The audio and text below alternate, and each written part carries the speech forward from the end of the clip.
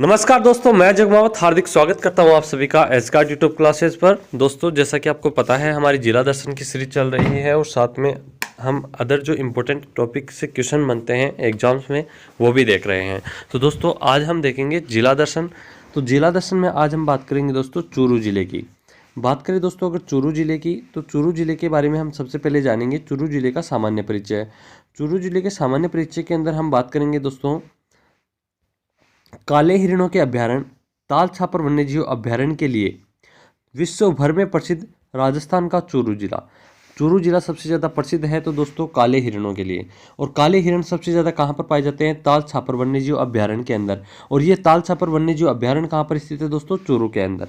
दोस्तों, ये चूरू जिला हवेलियों के लिए भी प्रसिद्ध रहा है, यानी कि चूरू जिले की हवेलियाँ भी बहुत ही ज़्यादा प्रसिद्ध है। यहाँ की 6 मंजिली सुराणा हवेली, सुराणा हवेली नाम है दोस्तों, इससे लेकर क्वेश्चन भी पूछा गया है। सुराणा हवेली स्थित है तो दोस्तों चूरू के अंदर 6 मंजिली हवेली है, जिसमें 110 दरवाजे खिड़कियां हैं दोस्तों। ढोला मारू के चित्र, कोठारी हवेली आदि प्रसिद्ध है दोस्तों। ढोला मारू के चित्र भी कहाँ के प्रसिद्ध है दोस्तों? चूरू के। और दोस्तों, राजस्थान का चूरू जिला राज्य में सबसे कम वन क्षेत्र वाला जिला है। अर्थात दोस्तों, सबसे कम वन क्षेत्र अगर किसी जिले का है राजस्थान की, तो वो है चूरू जिले का। इस जिले से कोई भी नदी प्रवाहित नहीं होती है। मोस्ट इंपोर्टेंट लाइन यहाँ से बनती है दोस्तों, कई बार पूछा गया है, वह कौन सा जिला है जिससे कोई नदी प्रवाहित नहीं होती है? चूरू जिला है दोस्तों, जिससे एक भी नदी नहीं बहती है। दोस्तों, आवाज़ थोड़ी आपको डिफरेंट लग रही होगी क्योंकि मेरी तबीयत खराब है दोस्तों, इसकी वजह से थोड़ा आवाज़ के अंदर इश्यू आ रहा है। इसके बाद में बात करें दोस्तों चूरू जिले के क्षेत्रफल की, तो चूरू जिले का जो क्षेत्रफल है दोस्तों वो है 16,830 वर्ग किलोमीटर। 16,830 वर्ग किलोमीटर चूरू जिले का क्षेत्रफल है। चूरू जिला राजस्थान का सर्वाधिक तापांतर वाला जिला है दोस्तों। तापांतर से मतलब होता है दोस्तों तापमान में अंतर, अर्थात दिन में अगर तापमान कहीं पर 20 डिग्री हो और रात में दोस्तों 40 डिग्री हो, तो अंतर दिन और रात के तापमान का जो होता है वो कहलाता है सर्वाधिक तापांतर। तो सर्वाधिक तापांतर वाला जिला है राजस्थान का चूरू जिला। चूरू जिले की स्थापना चूढ़ा जाट ने 1620 ईस्वी में की थी। चूरू जिले की स्थापना किसने की थी दोस्तों? चूढ़ा जाट ने करी थी और 1620 ईस्वी में की थी। चूरू जिला वर्तमान में राजस्थान के बीकानेर संभाग में आता है दोस्तों। राजस्थान के बीकानेर संभाग के अंदर अंतर्गत आता है दोस्तों चूरू जिला। चूरू जिला दोस्तों जो बीकानेर संभाग में आता है उसमें आते हैं दोस्तों कुल 4 जिले। उन 4 जिलों की अगर हम बात करें तो दोस्तों सबसे पहले तो है बीकानेर, इसके अलावा है दोस्तों गंगानगर, इसके अलावा है दोस्तों चूरू, और इसके अलावा है दोस्तों हनुमानगढ़। ये 4 जिले हैं दोस्तों। ट्रिक से भी आप इसको याद रख सकते हैं। इसकी ट्रिक है दोस्तों बिग चूहा। बिग चूहा की ये ट्रिक है जिसमें 20 से बीकानेर हो जाएगा, ग से गंगानगर, चू से चूरू, हा से हनुमानगढ़। ये 4 जिले हैं दोस्तों बीकानेर संभाग के अंदर। इसके बाद में हम बात करें 1 नवंबर 1956 को राजस्थान के एकीकरण पूर्ण होने के तहत, राजस्थान का एकीकरण पूर्ण कब हुआ दोस्तों? 1 नवंबर 1956 को। इस एकीकरण पूर्ण होने के तहत चूरू को जिले का दर्जा प्राप्त हुआ था दोस्तों। इसके बाद में हम बात करते हैं चूरू जिले के मानचित्र की स्थिति, अर्थात चूरू जिले का अक्षांशीय और देशांतरीय विस्तार। मानचित्र में स्थिति का मतलब है अक्षांशीय और देशांतरीय विस्तार। तो चूरू जिले का जो अक्षांशीय विस्तार है वह है 27 डिग्री 24 मिनट उत्तरी अक्षांश से 69 डिग्री उत्तरी अक्षांश तक। इसके बाद देशांतरीय विस्तार की बात करें तो 73 डिग्री 44 मिनट पूर्वी देशांतर से 75 डिग्री 41 मिनट पूर्वी देशांतर तक। ये दोस्तों अक्षांशीय और देशांतरीय विस्तार है। एग्जाम की दृष्टि से तो इतने महत्वपूर्ण नहीं है, पर आपकी जानकारी के लिए दोस्तों आवश्यक है। चूरू जिले में विधानसभा क्षेत्र की अगर हम बात करें तो दोस्तों चूरू जिले में कुल 6 विधानसभा क्षेत्र हैं। चूरू जिले में कितने विधानसभा क्षेत्र हैं दोस्तों? 6 विधानसभा क्षेत्र हैं। कौन कौन से हैं दोस्तों? पहला है सादलपुर, दूसरा है तारानगर, एक है चूरू शहर खुद, इसके बाद में है सरदार शहर, ये है दोस्तों रतनगढ़, और इसके बाद में है सुजानगढ़। ये 6 जिले हैं दोस्तों, 6 शहर हैं दोस्तों चूरू जिले के। वो 6 शहर विधानसभा क्षेत्र हैं दोस्तों यहाँ पर, सादुलपुर, तारानगर, चूरू, सरदार शहर, रतनगढ़ और सुजानगढ़। इसके बाद में हम बात करते हैं दोस्तों 2011 की जनगणना के अनुसार चूरू जिले की जनसंख्या या घनत्व या लिंगानुपात या साक्षरता के आंकड़े। दोस्तों, चूरू जिले की जो कुल जनसंख्या है वो है 20,39,547 व्यक्ति। चूरू जिले की कुल जनसंख्या कितनी है? 20,39,547। चूरू का लिंगानुपात है दोस्तों 940, अर्थात दोस्तों 1000 लड़कों पर यहाँ पर कितनी लड़कियां हैं, मात्र 940 लड़कियां हैं। चूरू में जनसंख्या घनत्व की अगर हम बात करें तो 147 व्यक्ति प्रति वर्ग किलोमीटर के अंदर, प्रति वर्ग किलोमीटर में आएगा दोस्तों, यहाँ पर प्रति वर्ग किलोमीटर में जनसंख्या घनत्व निवास करता है चूरू जिले में। चूरू की साक्षरता दर है दोस्तों 66.8%। चूरू की पुरुष साक्षरता दर है 78.8% और महिला साक्षरता दर है दोस्तों 54%। 54% महिला साक्षरता दर है और पुरुष साक्षरता दर है 78%। इसके बाद में 78.8%। इसके बाद में हम बात करते हैं चूरू के प्रमुख मेले और त्योहारों की। दोस्तों बात करें मेले और त्योहारों की, उससे पहले मैं आपको बता दूं दोस्तों, आपको जो जिला दर्शन के जो कंप्लीट हम सीरीज चला रहे हैं वो आपको दोस्तों एग्जाम की दृष्टि से बहुत ही महत्वपूर्ण स्थान रखती है। तो दोस्तों आपको इनको कंप्लीट वीडियोस को देखना है।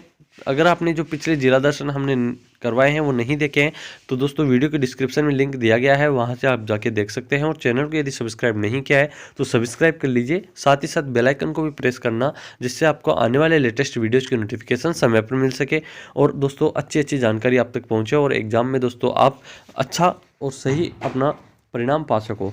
तो दोस्तों अब बात करते हैं दोस्तों चूरू के प्रमुख मेले और त्योहारों की। मेले की अगर हम बात करें तो दोस्तों भभुता सिद्ध का मेला यहाँ पर बढ़ता है। किस स्थान पर बढ़ता है दोस्तों? चंगोई के अंदर। चंगोई एक स्थान है, तारानगर शहर में पड़ता है, जो कि विधानसभा क्षेत्र है चूरू का। उसमें यहाँ पर दोस्तों भादवा सुदी सप्तमी को दोस्तों ये भभुता सिद्ध का मेला बढ़ता है। इसके बाद में है दोस्तों दूसरा मेला है गोगा मेला। ये गोगा मेला दोस्तों ददरेवा में बढ़ता है दोस्तों। ददरेवा भी चूरू के अंदर ही पड़ता है दोस्तों। भाद्रपद कृष्ण नवमी को दोस्तों ये मेला भरता है और इस भाद्रपद कृष्ण नवमी को क्या कहा जाता है दोस्तों? गोगा नवमी कहा जाता है। यहाँ पर दोस्तों गोगा मेला लगता है। इसके बाद में हम बात करें दोस्तों गोगा जी का मेला था दोस्तों ये। इसके बाद में है सालासर बालाजी का मेला। सालासर बालाजी का मंदिर तो आपने सुना ही होगा, बहुत ही फेमस मंदिर है। यदि आप कभी गए हो तो आपने देखा होगा, और यदि नहीं गए हो तो एक बार जरूर जाके आना। सालासर बालाजी का मेला यहाँ पर लगता है सालासर के अंदर। और सालासर कहाँ पर पड़ता है दोस्तों? सुजानगढ़ में, चूरू में। चैत्र में कार्तिक पूर्णिमा को दोस्तों ये मेला लगता है, चैत्र और कार्तिक पूर्णिमा को। इसके बाद में हम बात करते हैं दोस्तों चूरू के प्रमुख मंदिरों की। तो चूरू के प्रमुख मंदिरों में पहले हम बात करते हैं, मैंने बताया सालासर बालाजी का मंदिर बहुत ही शानदार और दर्शनीय स्थल है, आप जरूर जाके आइएगा। इस मंदिर की स्थापना दोस्तों 1754 ईस्वी में महात्मा श्री मोहनदास जी ने की थी। आसोटा गांव में महात्मा श्री मोहनदास जी को हल चलाते समय दाढ़ी मूंछ युक्त हनुमान जी की मूर्ति मिली। फिर उन्होंने सुजानगढ़ तहसील के सालासर गांव में सालासर बालाजी का मंदिर बनवाया था। दोस्तों दाढ़ी मूंछ युक्त हनुमान जी की मूर्ति लगी हुई है सालासर बालाजी के मंदिर के अंदर, ये आपको ध्यान रखना है। दाढ़ी मूंछ युक्त हनुमान जी कहाँ पर है दोस्तों? सालासर बालाजी के मंदिर में। यहाँ पर दोस्तों ये मूर्ति दोस्तों किसे मिली थी दोस्तों? श्री मोहनदास जी को मिली थी। इन्होंने दोस्तों इसके बाद में मंदिर बनवाया इनके लिए। यहाँ पर दोस्तों सालासर बालाजी का मंदिर जो सालासर गांव में है, यहाँ पर आश्विन एवं चित्र पूर्णिमा को प्रतिवर्ष मेला बढ़ता है। यह मंदिर दाढ़ी मूंछ युक्त हनुमान जी का देश में पहला मंदिर है। दोस्तों मैंने बताया था आपको कि इंपॉर्टेंट लाइन है, तो दोस्तों फिर से आ चुकी है। यह मंदिर दाढ़ी मूंछ युक्त हनुमान जी का देश में पहला मंदिर है। इसके बाद में है दोस्तों इस मंदिर के बीच में जाल का पेड़ है। जाल का जो पेड़ होता है दोस्तों, जिस पर भक्त अपनी कामना पूर्ति के लिए नारियल और ध्वजा बांधते हैं। इसके बाद में है दोस्तों अगला मंदिर शीर्षमेढ़ी ददरेवा चूरू। शीर्षमेढ़ी जो है दोस्तों ये मुस्लिम लुटेरों महमूद गजनवी से युद्ध करते हुए गोरक्षार्थ गोगा जी का सिर ददरेवा चूरू में गिरा था। दोस्तों जो गोगा जी हैं वो राजस्थान के एक लोक देवता हैं। इन गोगा जी का दोस्तों गायों की रक्षा करते हुए मुस्लिम जो लुटेरे थे महमूद गजनवी, उनसे युद्ध करते समय दोस्तों ये वीरगति को प्राप्त हुए और उस समय दोस्तों गोगा जी का सिर ददरेवा चूरू में गिरा था। लोक देवता गोगा जी का जन्म स्थल ददरेवा चूरू में है। गोगा नवमी को गोगा जी के भक्तों द्वारा गोगा जी के राखी चढ़ाई जाती है। ददरेवा में गोगा जी की शीर्षमेढ़ी सिद्धमेढ़ी है। गोगा जी को गोरक्षक देवता या सांपों का देवता भी कहा जाता है दोस्तों। Sorry friends. इसके अलावा दोस्तों इनको नागराज या हिंदू और गोगा पीर मुस्लिम इनको क्या कहते हैं दोस्तों? गोगा जी को गोगा पीर कहते हैं। और जहार पीर दोस्तों इनको उपाधि दी गई थी महमूद गजनवी के द्वारा। जहार पीर की उपाधि किसके द्वारा दी गई थी? महमूद गजनवी के द्वारा। जहार पीर का मतलब होता है दोस्तों साक्षात देवता हमारे सामने प्रकट हो जाना। तो दोस्तों महमूद गजनवी से गोगा जी ने इस तरह युद्ध लड़ा था दोस्तों, बहुत ही तेज तरार तरीके से, कि दोस्तों महमूद गजनवी ने इनको देख करके जहार पीर की उपाधि दी थी। गोगा जी ने दोस्तों महमूद गजनवी से लगभग 9 युद्ध लड़े थे। इसके बाद में है इन आदि नामों से इनको पुकारा जाता है। गोगा जी के पिताजी का नाम था दोस्तों जेवर, माता का नाम था बाचल, पत्नी थी केमलदे, पत्नी केमलदे थी दोस्तों। गुरु थे इनके गोरखनाथ जी, पुत्र केसरियानाथ जी, पुत्र थे इनके केसरिया जी। गोगा जी की सवारी दोस्तों नीली घोड़ी होती है। गोगा जी की नीली घोड़ी को गोगा बप्पा कहते हैं दोस्तों। गोगा बप्पा किसे कहा जाता है दोस्तों? गोगा जी की नीली घोड़ी थी उसको। प्रत्येक किसान खेत की जुताई शुरू करते समय हल व हाली के गोगा रखड़ी बांधते हैं, जिसमें 9 गांठें होती हैं। इसके बाद में अगले मेले की हम बात करें, चूरू जिले का जो प्रसिद्ध मंदिर है वो है वेंकटेश्वर या तिरुपति बालाजी का मंदिर, जो कि सुजानगढ़ चूरू के अंदर है। इसका निर्माण दोस्तों वेंकटेश्वर फाउंडेशन ट्रस्ट के सोहनलाल जानोदिया ने 1994 में सुजानगढ़ में भगवान वेंकटेश्वर तिरुपति बालाजी के मंदिर का निर्माण करवाया था। यह मंदिर डॉक्टर एम नागराज एवं डॉक्टर वेंकटाचार्य वास्तुविद की देखरेख में ग्रेनाइट, इटालियन मार्बल एवं मकराना मार्बल से लगभग 10,000 वर्ग फीट क्षेत्र में बनाया गया था। यह मंदिर 75 फीट ऊंचा है दोस्तों। इसके बाद में हम बात करें चूरू के दर्शनीय स्थलों की, तो चूरू के दर्शनीय स्थल जो है दोस्तों, या पर्यटन स्थलों की हम बात करें तो सबसे पहले आता है दोस्तों चूरू का किला। ये वही चूरू का किला है दोस्तों जिसके अंदर से चांदी के गोले दागे गए थे। इस किले का निर्माण 1739 ईस्वी में ठाकुर कुशाल सिंह द्वारा करवाया गया था दोस्तों। चूरू किले का निर्माण 1739 ईस्वी में ठाकुर कुशाल सिंह ने करवाया था। यहाँ के ठाकुरों ने अपनी रक्षा हेतु शत्रुओं पर गोला और बारूद खत्म हो जाने पर, यहाँ के ठाकुरों ने दोस्तों रक्षा हेतु शत्रुओं पर गोला और बारूद खत्म हो जाने पर चांदी के गोले बनाकर दुश्मनों पर दागे थे। यहाँ पर दोस्तों युद्ध करते समय गोला बारूद खत्म हो गया था और फिर ठाकुरों ने अपनी अस्मिता और अपना मान सम्मान बचाए रखने के लिए और अपनी रक्षा के लिए दोस्तों जो चांदी थी वो पूरे दुर्ग से इकट्ठी की और उसके गोले बनाने स्टार्ट कर दिए थे। इसलिए चांदी के गोले दागने वाला किला कहा जाता है दोस्तों इसको, जो कि चूरू का किला है दोस्तों। कई बार पूछा गया है चांदी के गोले दागने वाले किला कौन सा है, तो दोस्तों वो है चूरू का किला। अब हम बात करते हैं अगले दर्शनीय स्थल की, बिनानदेसर किला।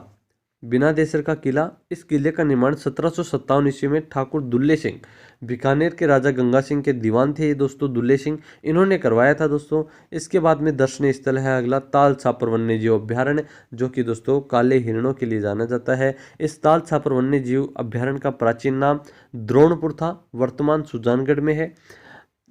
प्राचीन नाम इसका द्रोणपुर था, वर्तमान द्रोणपुर था दोस्तों। यह अभ्यारण्य काले हिरण एवं कुरंजा पक्षी, स्थानीय नाम क्या है दोस्तों कुरंजा पक्षी का? खिंचन, खिंचन कहा जाता है दोस्तों कुरंजा पक्षी को, इनके लिए दोस्तों ये प्रसिद्ध है। और दोस्तों कुरंजा जो पक्षी है उसकी शरण स्थली भी और काले हिरणों की शरण स्थली भी किसे कहा जाता है दोस्तों? ताल छापर वन्यजीव अभ्यारण्य को। वर्षा ऋतु में यहाँ नरम घास मोतिया एवं मोचिया साइप्रस रोटेंडस उगती है। यहाँ पर कौन सी घास उगती है दोस्तों? नरम घास होती है एक मोतिया, और मोचिया साइप्रस रोटेंडस घास उगती है। इसके बाद अगला दर्शनीय स्थल है साहवा गुरुद्वारा। साहवा गुरुद्वारा का संबंध गुरु नानक देव एवं गुरु गोविंद सिंह जी से रहा है। कार्तिक मास की पूर्णिमा को यहाँ पर विशाल मेला लगता है। इसके बाद में है दोस्तों चूरू के अन्य महत्वपूर्ण प्रश्न या तथ्य, जहां से भी कई बार एग्जाम में क्वेश्चन पूछ लिया जाता है, पता नहीं एग्जामिनर का दिमाग किधर घूम जाए, इसके लिए अपने को कहीं से भी छोड़ना नहीं है। टॉपिक के अंदर जो भी आता है वो सब कंप्लीट करते हुए चलना है। तो दोस्तों चूरू के अन्य महत्वपूर्ण प्रश्नों की अगर हम बात करें तो राज्य का प्रथम सहकारी क्षेत्र का महिला मिनी बैंक, ये कहाँ पर है दोस्तों? सालासर चूरू के अंदर है। राज्य का प्रथम सहकारी क्षेत्र का, प्रथम की बात की जाए तो दोस्तों आपको ध्यान से देखना है हर चीज़ को। राज्य का प्रथम सहकारी क्षेत्र का महिला मिनी बैंक सालासर चूरू में है। सर्वाधिक गर्म जिला एवं स्थान कौन सा है दोस्तों? चूरू का। संवत्सर कोटसर सबसे बड़ा आकेट निषेध क्षेत्र है। आकेट निषेध क्षेत्र है दोस्तों, ये कहाँ पर स्थित है? संवत्सर कोटसर चूरू के अंदर। आकेट निषिद्ध का मतलब क्या होता है दोस्तों? जहाँ पर शिकार करना प्रतिबंधित हो, जहाँ पर शिकार नहीं किया जा सके, किसी भी जीव की हत्या नहीं की जा सके, ऐसा क्षेत्र आकेट निषिद्ध क्षेत्र कहलाता है दोस्तों। संवत्सर कोटसर सबसे बड़ा आकेट निषिद्ध क्षेत्र है चूरू में। सर्वाधिक तापांतर वाला जिला भी कौन सा है दोस्तों? चूरू है। तापांतर का मैंने अभी आपको बताया था कि दिन और रात के तापमान में बहुत ज़्यादा अंतर होना, सर्वाधिक तापांतर वाला जिला है चूरू। राज्य का सबसे कम वन क्षेत्र वाला जिला भी कौन सा है दोस्तों? चूरू है। नगर श्री लोक संस्कृति शोध संस्थान 1964 में सुबोध कुमार अग्रवाल द्वारा स्थापित की गई थी। ये भी कहाँ पर है दोस्तों? चूरू में स्थापित है नगर श्री लोक संस्कृति शोध संस्थान। इसके बाद में है दोस्तों सर्दियों में सर्वाधिक ठंडा एवं गर्मियों में सर्वाधिक गर्म जिला कौन सा है दोस्तों? चूरू है। सर्दियों में सबसे ठंडा और गर्मियों में सर्वाधिक गर्म, ये भी दोस्तों एक प्रकार के तापांतर में आता है। और ये कौन सा जिला है? चूरू। सर्वाधिक वार्षिक तापांतर वाला जिला भी दोस्तों कौन सा है? चूरू। ताल छापर बांध कहाँ पर स्थित है दोस्तों? चूरू में स्थित है। और ताल छापर वन्य जीव अभ्यारण्य भी कहाँ पर है दोस्तों? चूरू के अंदर है। इसके बाद में हम बात करें दोस्तों, चंदन की मूर्तियों के काम के लिए प्रसिद्ध है चूरू। अलखिया संप्रदाय जो है दोस्तों, इस संप्रदाय के संस्थापक स्वामी लालगिरी थे, जिनका जन्म चूरू में हुआ था तथा इनके प्रधान पीठ बीकानेर जिले में है। दोस्तों अलखिया जो संप्रदाय है, इसके संस्थापक कौन थे? लालगिरी जी थे, जिनका जन्म चूरू में हुआ। और अलखिया संप्रदाय के प्रधान पीठ कहाँ पर है? बीकानेर जिले के अंदर है। इसके बाद में हम बात करें चूरू की प्रमुख हवेलियों की, तो सुरानो की हवेली, सुरानो के हवा महल, ये हवेली भी इसको कहा जा सकता है, सुराना की हवेली। मंत्रियों की मोती हवेली, रामविलास गोयनका की हवेली, दानचंद चोपड़ा की हवेली, ये सुजानगढ़ में है दोस्तों। बीगाजी स्मारक और सुजानगढ़ चूरू में स्थित है। इसके बाद हम बात करें सिक्कों का सबसे बड़ा मेला, सहावा चूरू में कार्तिक पूर्णिमा को भरता है दोस्तों। यहाँ पर सिक्कों का सबसे बड़ा मेला लगता है सहावा चूरू के अंदर। नौहर साहवा लिफ्ट नहर, इंदिरा गांधी नहर की नौहर साहवा लिफ्ट नहर चूरू जिले को सिंचाई हेतु जल उपलब्ध करवाती है दोस्तों। नौहर साहवा लिफ्ट नहर जो है वो चूरू जिले को सिंचाई हेतु जल उपलब्ध करवाती है। राजीव गांधी सिद्ध मुक्त नौहर परियोजना, ये दोस्तों चूरू जिले के राजगढ़, शार्दुलपुर, तारानगर को लिफ्ट से जल आपूर्ति की जाती है यहाँ से। इसके बाद में है गंदेली साहबा लिफ्ट नहर। यह लिफ्ट नहर श्रीगंगानगर से चूरू तक आती है। इसका नाम चौधरी कुंभाराम लिफ्ट नहर रखा गया है। इसके बाद में है दोस्तों मनसा देवी, चूरू क्षेत्र की लोक देवी है दोस्तों मनसा देवी। चूरू क्षेत्र की लोक देवी का अगर आपसे नाम पूछा जाए तो वो है मनसा देवी। द्रोणपुर जो है दोस्तों, वो द्रोणाचार्य के आश्रम स्थली रहा है, ये गोपालपुर में पड़ता है। इसके बाद में है दोस्तों उत्तराभिमुख सिंधी मंदिर, सुजानगढ़ में स्थित यह मंदिर कांच की जड़ाई एवं स्थापत्य कला के लिए प्रसिद्ध है। उत्तराभिमुखी सिंधी मंदिर जो है दोस्तों सुजानगढ़ में स्थित है। यह मंदिर कांच की जड़ाई और स्थापत्य कला के लिए प्रसिद्ध है। इसके बाद हम बात करें प्रसिद्ध उद्योगपति लक्ष्मी निवास मित्तल, सुजानगढ़ चूरू के निवासी हैं। प्रसिद्ध उद्योगपति जो है लक्ष्मी निवास मित्तल, वो सुजानगढ़ चूरू के निवासी हैं दोस्तों।